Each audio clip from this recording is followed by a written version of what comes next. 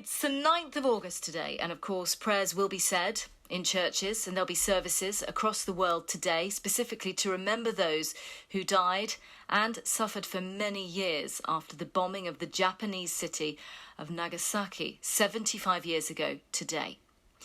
Well, how concerned should we be that such a weapon could ever be used again? And what are Christians doing to try to prevent it? We'll be having a chat in a moment to a member of the Christian Campaign for Nuclear Disarmament. But first, our Lizzie Lane looks back at the events of the 9th of August, 1945. 75 years ago this weekend, President Truman of the United States issued a dire warning that the devastation seen only days before with the dropping of the first nuclear bomb on Hiroshima might well be repeated. The world will note that the first atomic bomb was dropped on Hiroshima, a military base. If Japan does not surrender, bombs will have to be dropped on war industries. It was no idle threat. And on the 9th of August 1945, the second target was hit.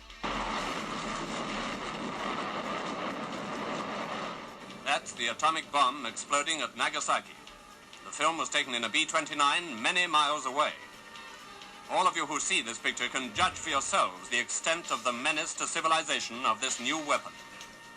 Civilized people can only demand that such power be directed not towards their obliteration, but to the benefit of mankind.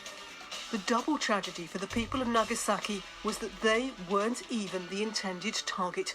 A city called Kokura was, but low clouds stopped the plane deploying there, and short of fuel, the crew dropped it on a city they could reach, Nagasaki. When you hear the air attack warning, you and your family must take cover. A whole generation of children in the US were taught what to do if a nuclear bomb dropped there. Duck and cover. Paul and Patty know this. No matter where they go or what they do, they always try to remember what to do if the atom bomb explodes right then. It's a bomb. Duck and cover. And in the UK in 1958, the Campaign for Nuclear Disarmament was formed in response to Britain's first hydrogen bomb. Cassidy Airfield on Christmas Island in the far Pacific. Along this strip of coral, hundreds of miles from anywhere, is drawn up an RAF task force of Valiants, Shackletons and Canberras, waiting to make history. For Britain's first hydrogen bomb is about to be exploded. From this day, Britain will rank beside America and Russia as a major nuclear power. Quite staggering, isn't it, to listen back to some of that audio?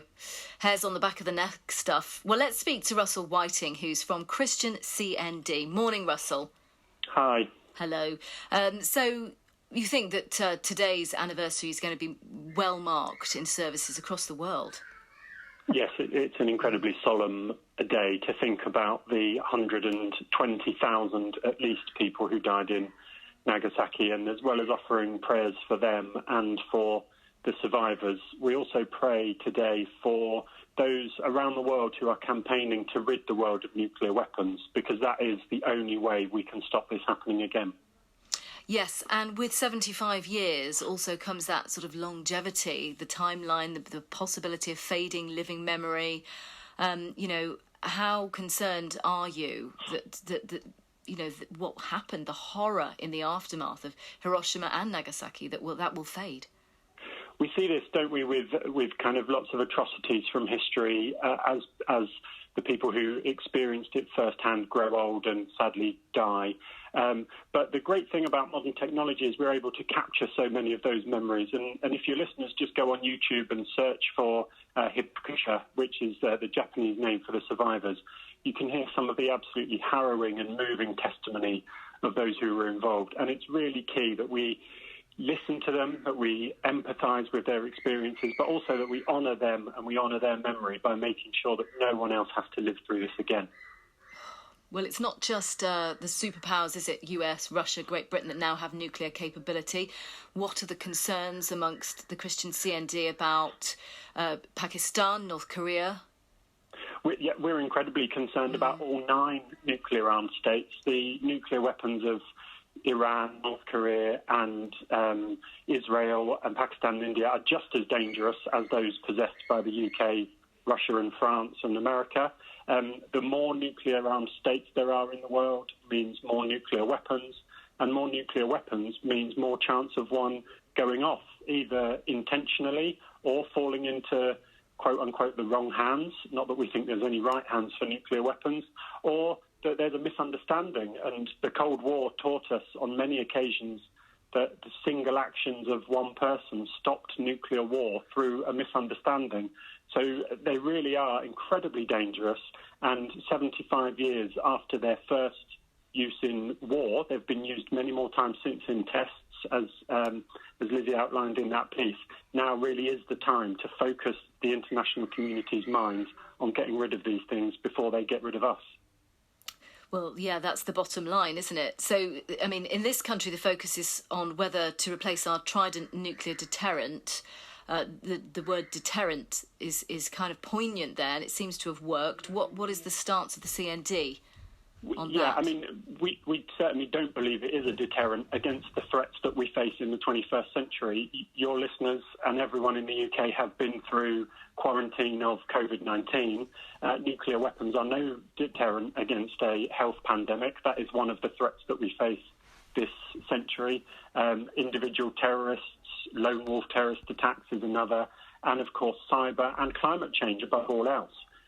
Not only do nuclear weapons not protect us against those threats, they actually divert money which could be used. There's the old saying, isn't there, that generals are always fighting the last war.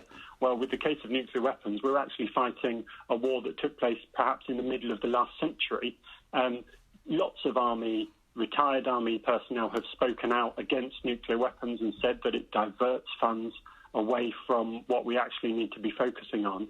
But above all else, they just do not do anything to keep us safe. And when Philip Hammond was Foreign Secretary, he said that North Korea shouldn't be pursuing a nuclear weapons program because nuclear weapons would make them less safe. And then he went into Parliament and voted to spend £200 billion, replace Biden, presumably because he thinks it's going to keep us safe. So as so often, I'm afraid, politicians talk out of both sides of their mouth when it comes to nuclear weapons.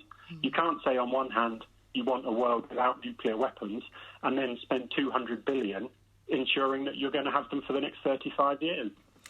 I see what you're saying. And tell me about the petition that you want people to sign. Yeah, so we've got a statement at the moment which has been signed by just under 200 church and Christian leaders in the UK. It's calling for the government to honour the memory of Hiroshima and Nagasaki by engaging in international efforts on disarmament. There's a new UN treaty which is going to come into force later this year, we hope, which will ban nuclear weapons in the same way that chemical and biological weapons have been banned. And it also calls on the government to take that first positive step of cancelling Trident replacement. And we believe that will give us the moral authority to lead global efforts on nuclear disarmament. So if you've got anyone in Christian leadership listening to this, I'd urge them to go to christiancnd.org.uk, click on the link there and add their name to the statement. And it's vital that the church speaks with one voice on this, I think. Well said. Russell, thank you for that information and thank you for joining us this morning. My pleasure. And good luck with your campaign.